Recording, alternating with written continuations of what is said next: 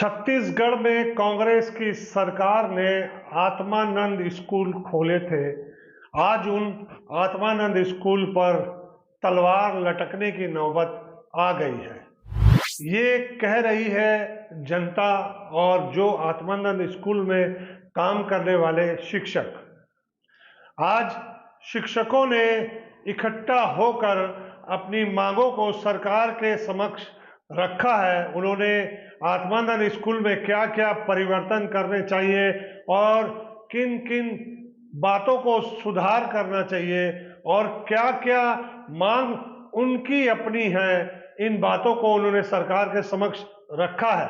संघ की साथ ही साथ कुछ समस्याएं हैं जो हम शासन को अवगत कराना चाहते हैं। मुख्य रूप से बड़ी 3 समस्या तो हमारी मेडिकल लीव की है सर। पिछले साल मेरे साथ एक बहुत बड़ी दुर्घटना हुई यहाँ थी। पर आया हूँ क्योंकि मेरे बच्चे का भविष्य का सवाल है और मेरा बच्चा जो है इंग्लिश मीडियम में आत्मानंद स्कूल में जब से गया है तब से उसकी इंग्लिश पढ़ने की बोलने की जो शैली है उसमें काफ़ी सुधार है। क्या खतरा है जो आपकी जॉब की सुरक्षा की मांग है? अभी बीते दिनों में देखा गया कि बहुत सारे दूसरे जो संघ के द्वारा ये लिखा गया कि ये ज्ञापन दिया गया मंत्री महोदयों को कि क्या बोलते हैं आत्मानंद को बंद किया जाए, आत्मानंद की ये जो योजना है उसको बंद किया जाए, जो कि हम उसी के विरोध में हैं कि आत्मानंद योजना को बंद ना करके इसको और व्यापक रूप से चालू किया जाए ताकि गरीब से गरीब घर का भी बच्चा इंग्लिश मीडियम स्कूल में पढ़ सके और उसका लाभ ले सके। तो मुझे 1 महीने छुट्टी लेना पड़ा था और जो कि हम संविदा कर्मी हैं, मुझे मेडिकल की फैसिलिटी नहीं मिली थी। मैं सिंगल मदर हूँ, मेरा बच्चा है, मेरे हस्बैंड नहीं है, तो मेरे कमाई से ही घर चलती है। तो अगर मुझे 1 महीने की सैलरी नहीं मिली तो मेरे बच्चे का क्या होगा?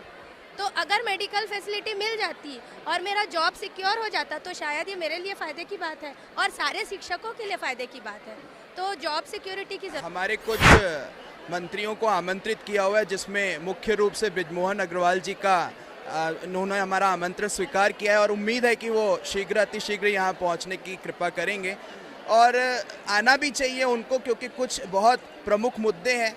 जैसे कि हमारे यहाँ आपने देखा होगा कि करीब 12,500 स्कूलों का यहाँ पे 12,500 शिक्षकों का भर्ती हुआ है और 750 स्कूल करीब यहाँ खोले गए हैं और एक ही संस्था में 2 प्रकार के शिक्षकों का आपस में काम किया जा रहा है। एक शिक्षक की तुलना और दूसरे शिक्षक की तुलना की जाए तो एक को बहुत सारी सुविधाएं हैं और दूसरे शिक्षक जो है उनको बहुत कम सुविधाएं हैं, जबकि उनका काम बहुत ज़्यादा हो रहा है संस्था में, वो अपना हर संभव प्रयास कर रहे हैं।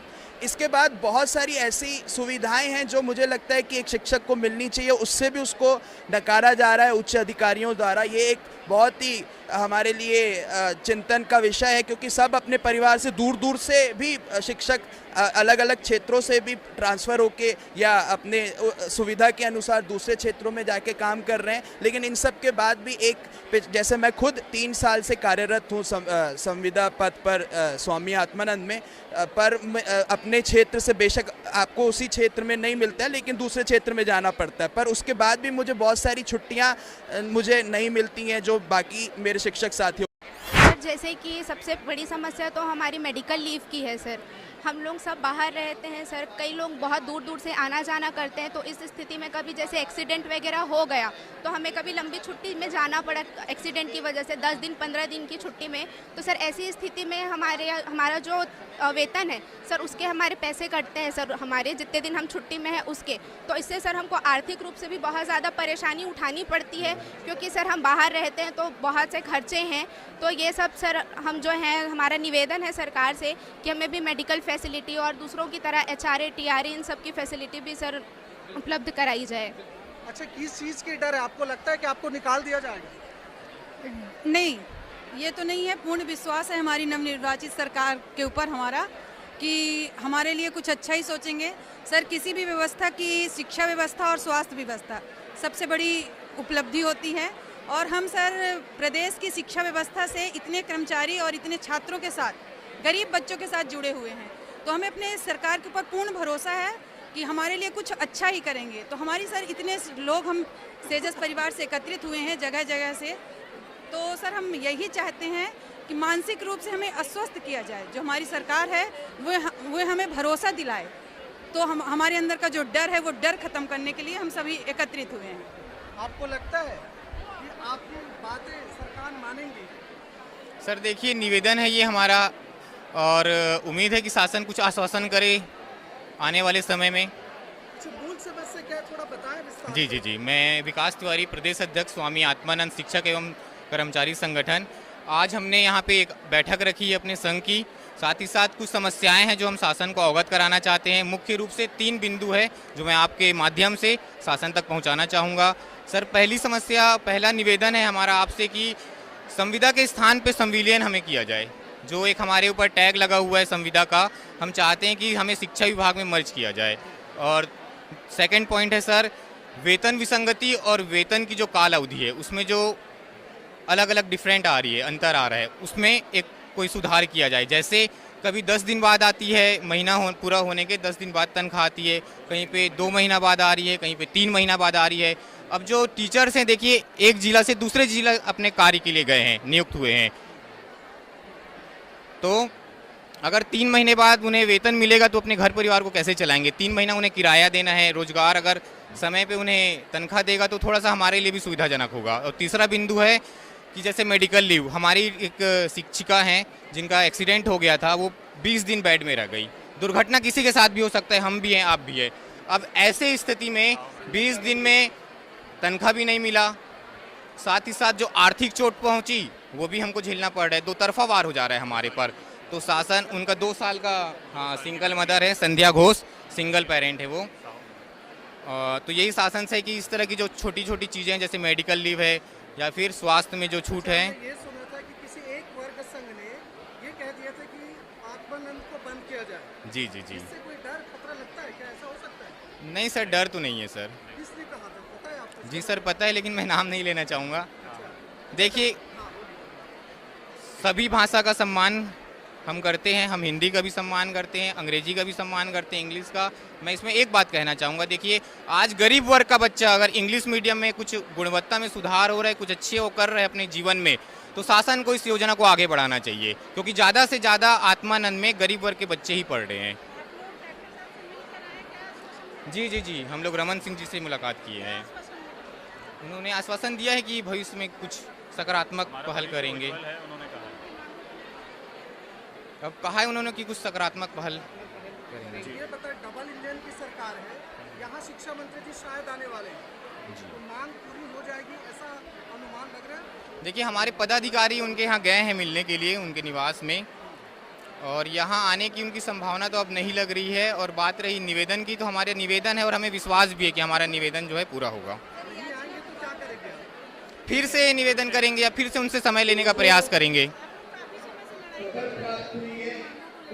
नहीं नहीं नहीं, हम पहली बार ये बैठक रखे हैं, ये हमारी प्रथम बैठक है। सर, मैं ये भी कहना चाहूँगा, सरकार के पास कई चुनौतियाँ होती है, तो यदि उनके पास में ऐसी कोई चुनौतियाँ आती है सर कि इतने बड़े संगठन को हम एक साथ जो है नियमित या फिर उनको शिक्षा विभाग में संविलियन नहीं कर पाते, तो जो शिक्षक साथी अपने 2 साल का कार्य अवधि पूर्ण कर चुके हैं, एक जो परीक्षा अवधि वाला जो पीरियड होता है सर, तो उस टाइम को जो शिक्षक काट चुके हैं उनको कम से कम पूरी तरीके से नियमितीकरण का उनको दर्जा मिले, ये भी चाहते हैं। और अभी कुछ देर पहले आपने एक प्रश्न किया था सर हमारे माननीय प्रदेश अध्यक्ष जी से कि कुछ शिक्षक साथियों, मतलब कि कुछ व्यक्तियों के द्वारा स्वामी आत्मानंद संगठन को बंद करने के लिए भी कहा गया है, तो उस पर भी मैं बताना चाहूँगा कि सर, मैं उन लोगों से भी कहना चाहूँगा कि उनके बच्चे भी अंग्रेजी माध्यम के स्कूल में पढ़ते हैं, और अंग्रेजी शिक्षा सर, अंग्रेजी शिक्षा, हम हिंदी भाषा का अपमान नहीं कर रहे हैं। अभी भी आपसे हम लोग जो रूबरू हो रहे हैं, मुखाबिर हो रहे हैं, तो हम हिंदी भाषा का ही प्रयोग कर रहे हैं, हम लोग हिंदी भाषी हैं, लेकिन अंग्रेजी एक ग्लोबल लैंग्वेज है सर, इसकी महत्ता कितनी है।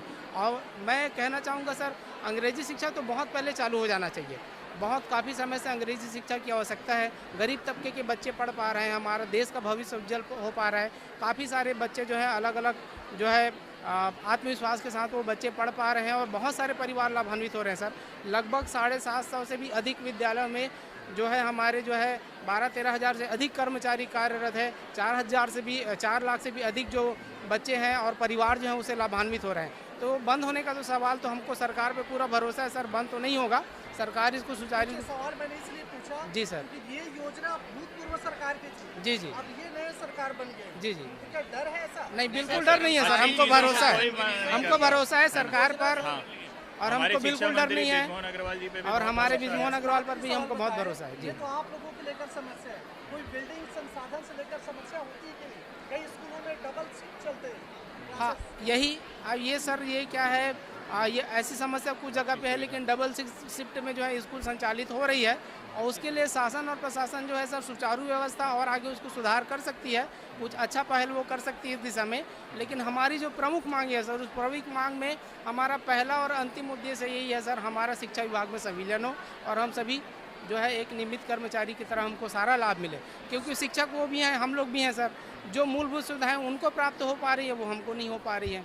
बच्चे लाभान्वित हो रहे हैं हमारे माध्यम से और बच्चों के माध्यम से हम भी बहुत कुछ सीख पा रहे हैं सर। बहुत प्रतिभावान बच्चे निकल के सामने आ रहे हैं। जेई और नीट का कोचिंग हो रहा है, बहुत सारे बच्चे जो हैं मेडिकल के क्षेत्र में, इंजीनियरिंग के क्षेत्र में काफ़ी आगे जा रहे हैं। जी सर, ये जनहित का सरकार है और जो योजना है वो जनहित के लिए है, तो हम उम्मीद करते हैं कि जो हमारी सरकार है वो इस योजना में कुछ मतलब विचार करेगी और अच्छे कुंभकार धमतरी से आया हूँ। मेरा बच्चा आत्मानंद स्कूल में पढ़ता है, गोकुलपुर स्कूल में, और मुझे जब जानकारी हुआ कि आत्मानंद स्कूल बंद होने वाला है या संविदा शिक्षकों को निकाला जा रहा है, ऐसा किसी के माध्यम से जानकारी मिला, तो मैं दौड़ करके यहाँ पर आया हूँ, क्योंकि मेरे बच्चे का भविष्य का सवाल है। और मेरा बच्चा जो है इंग्लिश मीडियम में आत्मानंद स्कूल में जब से गया है तब से उसकी इंग्लिश पढ़ने की बोलने की जो शैली है उसमें काफ़ी सुधार आया है।